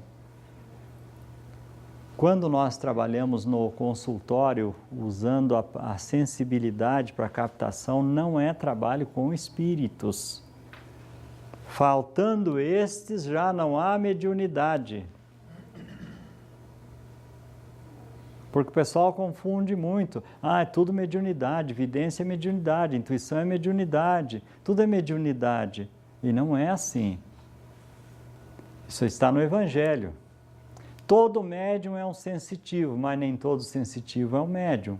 Por isso, nem sempre é fácil separar um do outro. A mediunidade permite o contato com os espíritos. A sensibilidade psíquica permite acesso fácil aos conteúdos psíquicos e vibracionais de outras pessoas. Porém, sem estudo aprofundado da mediunidade, da sensibilidade psíquica e do psiquismo, pouco poderemos fazer para ajudar as pessoas. Então tem que entender um mínimo do assunto para poder realmente saber o que estou fazendo. Porque senão eu começo a achar que é coisa da minha cabeça. Né? Será que eu estou vendo mesmo? Será que eu estou percebendo? Será que é daquela pessoa? Será que é meu? Com o treino você vai aprendendo a separar as coisas, separar o que é seu daquilo que é dos outros. Né? Por exemplo, quando você trabalha em TVP, trabalha a gestação, em que a pessoa tem os sentimentos, as frustrações, a raiva da mãe gravada no subconsciente, que você precisa retirar isso, de certa forma, você tem que ensinar a pessoa a perceber e separar os conteúdos. Aquilo que é dela e aquilo que é da mãe, que está gravado lá. Só separando esses conteúdos, a pessoa vai poder se comportar de forma diferente, senão não tem como. Ela vai continuar atuando pelo programa do outro, né? Porque aquilo é um impulso cego. Separando, então, a condição da pessoa agir por ela mesma, sem se deixar influenciar por aquela memória oculta. Né? Então, a apometria é um conjunto de procedimentos terapêuticos multidimensionais, organizado por Dr. Lacerda em 1965, baseado na tese do desdobramento do corpo astral, adequado para o tratamento de pessoas com problemas de ordem espiritual, perispiritual, anímica e mediúnica, obsessão e auto-obsessão. O tratamento deve ser praticado por um grupo de pessoas, incorporadores e esclarecedores de forma gratuita. Essa é a proposta do Dr. Lacerda. Né? Embora ele próprio disse que o desdobramento não tinha nada a ver com o fenômeno mediúnico, mas ele levou o desdobramento para dentro do centro espírita. Mesmo não ter nada a ver, levou para a mesa mediúnica. O desdobramento múltiplo, que é uma pesquisa nossa, né? É um conjunto de procedimentos terapêuticos destinados ao tratamento simultâneo das personalidades dissociadas de uma pessoa ou de um grupo de pessoas, em processo de simbiose, geralmente tem simbiose em grupo familiar, né? Que é a auto-obsessão e a obsessão compartilhada entre encarnado e distúrbios comportamentais e psíquicos em geral, e é praticado pelo menos por 3 duplas de pessoa também de forma gratuita. Esse é o trabalho fraterno que nós fazemos, o atendimento fraterno, né, com a apometria usando esses 2 recursos, né? A captação psíquica é um procedimento terapêutico praticado por um terapeuta e um sensitivo, visando acessar, explorar, esclarecer e tratar aspectos obscuros resistentes ao processo evolutivo ou aos projetos de vida das pessoas em tratamento psicoterápico, empregados em consultórios terapêuticos profissionais. Então, podemos tratar personalidades inconscientes, ignorantes, apegadas em crenças, memórias ou hábitos ultrapassados. Porque a crença é uma das coisas que mais trava a vida de uma pessoa, né? Você acredita que você nasceu para ser infeliz, ou nasceu destinado a ser pobre, ou você fez votos de pobreza lá no passado, né? Então agora você não pode ter nada porque você fez voto de pobreza, você ainda não desfez os votos. Você morreu com os votos de pobreza lá da igreja, né? Então como que você vai ter alguma coisa? Como você vai? Você vai ficar se limitando, vai ficar se bloqueando. TVP, que é a terapia de vida passada, é um conjunto de procedimentos psicoterápicos destinados ao tratamento dos distúrbios do psiquismo, distúrbios comportamentais, distúrbios físicos e dificuldades em geral, empregados por um terapeuta em consultório profissional. Terapeuta e paciente, evidentemente. O conhecimento das leis dos recursos da apometria e do desdobramento múltiplo de personalidades oferece a possibilidade do acesso, da descoberta, do despertar e do desenvolvimento de inúmeras potencialidades ainda adormecidas no homem atual e faculta-nos ainda a identificação e o tratamento terapêutico de grande parte das desarmonias e distúrbios relacionados com a reencarnação, formação dos corpos, comportamento humano e doenças de origem anímica. Aí você começa a ver uma gama infinita de possibilidades de trabalho e de pesquisa.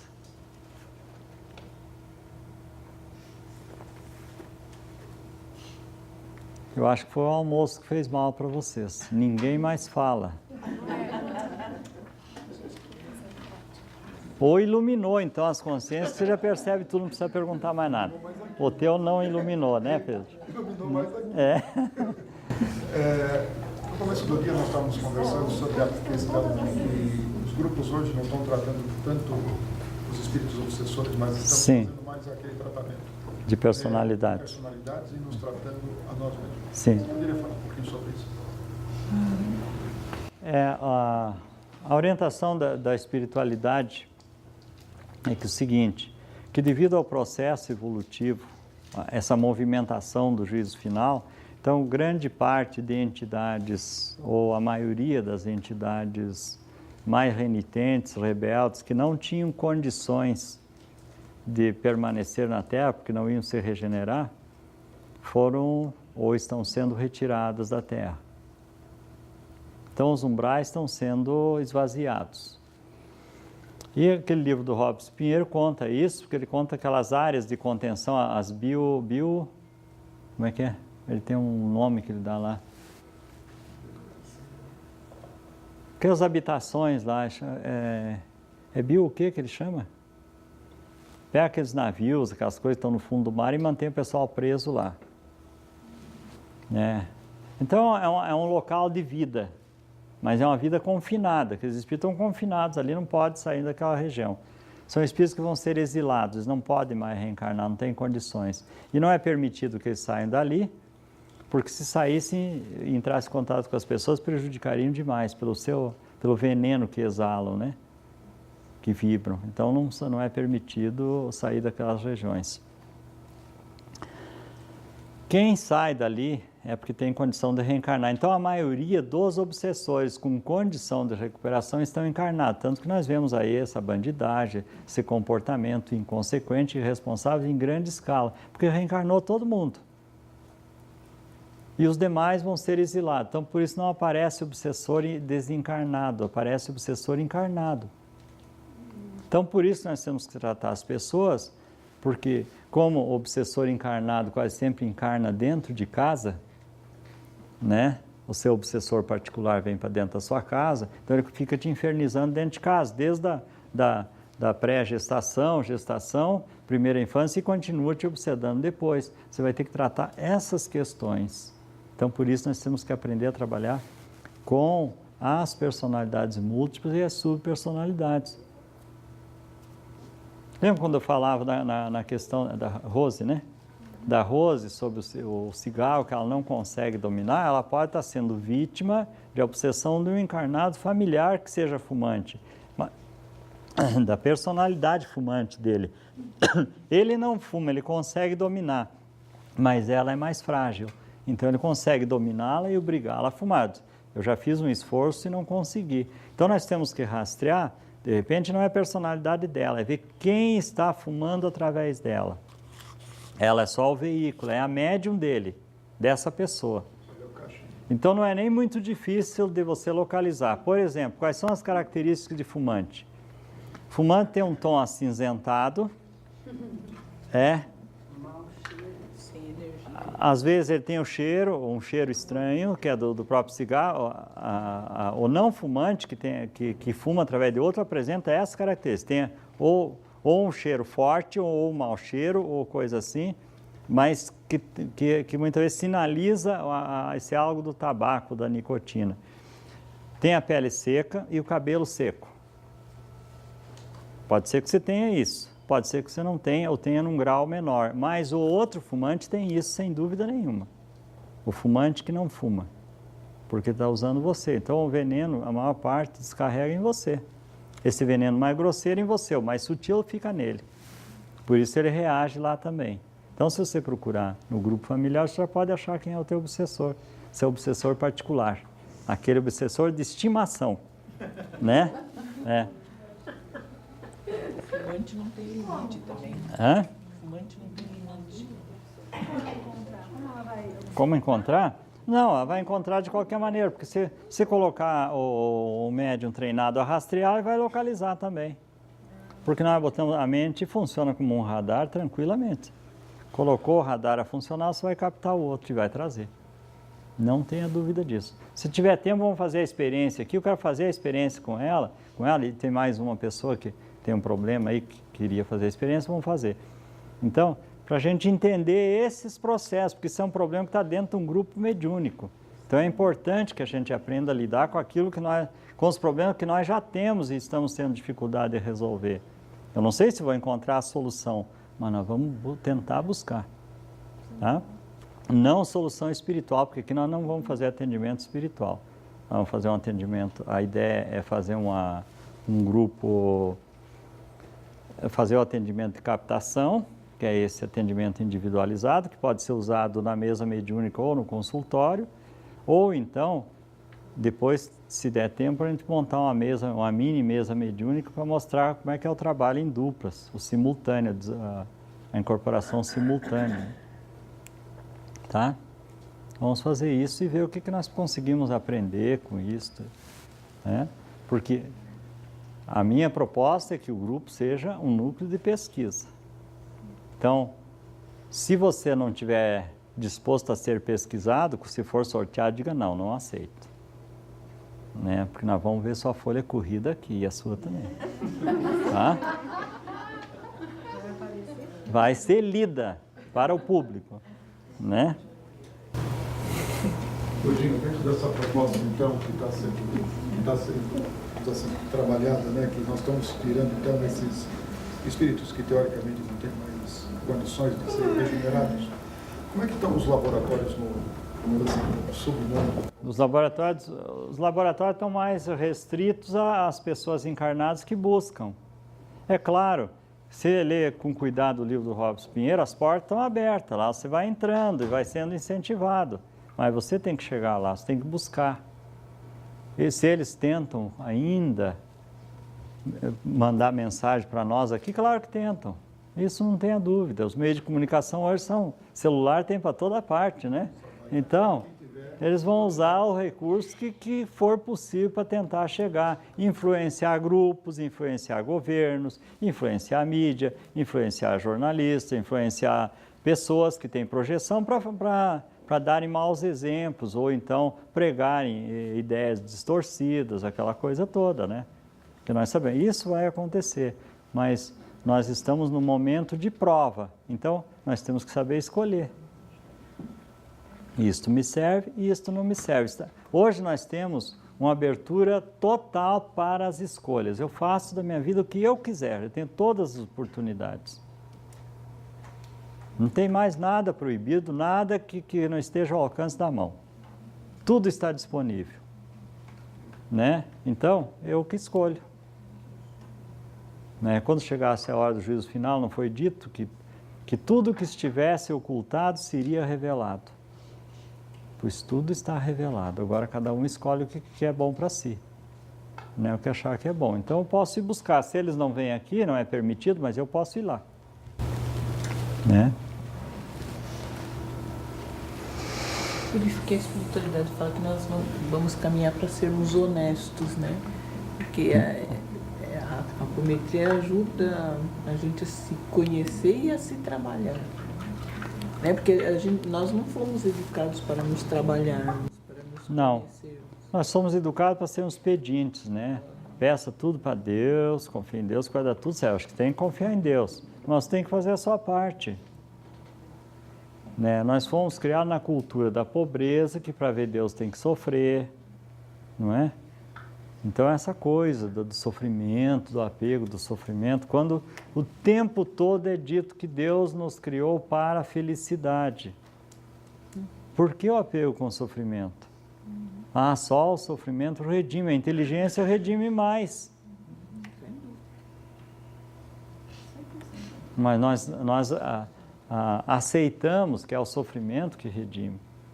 Eu não consigo entender, o sujeito tem um mundo de dívida, daí tem que reencarnar retardado, deficiente para pagar a dívida. Vai ficar devendo para mais 2 no mínimo, que vão bancar a conta dele. Vai mais, comprometeu-se mais. Lógico, ao invés de vir saudável, trabalhar, auxiliar as pessoas, vem para ser um dependente. Como é que isso vai redimir alguém? Agora, eu entendo o rebelde, mas não tem acerto com ele, vem manetado, vem freado, para quebrar a rebeldia. 1, 2, 3 vezes, 4, 5, quantos for necessário. Que nem aquela moça, né, que reencarnou 5 vezes paralisado para ficar esperta. Você conhece, né, Ângela? Né? Não foi? Não. Porque ela não gostava de trabalhar. Agora quer trabalhar 24 horas por dia. Agora tem que fazer tratamento para moderar a ânsia de trabalho. Ó, em 5 encarnações de paralisia ficou esperta, nossa, despertou a vontade de trabalhar. Então essas encarnações eram doenças? Não, era tratamento. Você tinha esquecido, né? Claro. Está aqui, o exemplo vivo aqui, né? A Anja pegou 5 encarnações de deficiência para ficar esperta, porque ela não gostava de trabalhar de jeito nenhum. Ela era daquela que dizia assim, o dia que eu encontrar quem inventou o trabalho, eu mando jogar num poço. Amarrar uma pedra no pescoço e jogar no poço. Então, agora veio se tratar, porque ela não estava dando conta que trabalhar 24 horas por dia, o corpo não aguenta. Então, essa é a pedagogia divina, a sabedoria divina, acha um jeitinho de fazer o despertar da consciência, né? Então, gente, para que nós precisamos disso? Não precisava, né, Ângela? Não. Podia ter tomado rumo. Eu sempre digo que eu vou para terapia, para esses grupos, para me divertir, porque o que eu me divirto com essa desgraceira toda, né? Que é impressionante o que nós fazemos das nossas vidas, né? Pois é. Daí tem gente que não tem o que fazer, né? Tem de sobra. Então, gente, eu acho que aqui acabou o nosso material de hoje. Não sei se isto acrescentou alguma coisa, mas eu vi que deixei vocês muito inquietos, alguns até incomodados, que é muito bom, né? Quando sai incomodado é bom, porque você vai procurar fazer alguma coisa.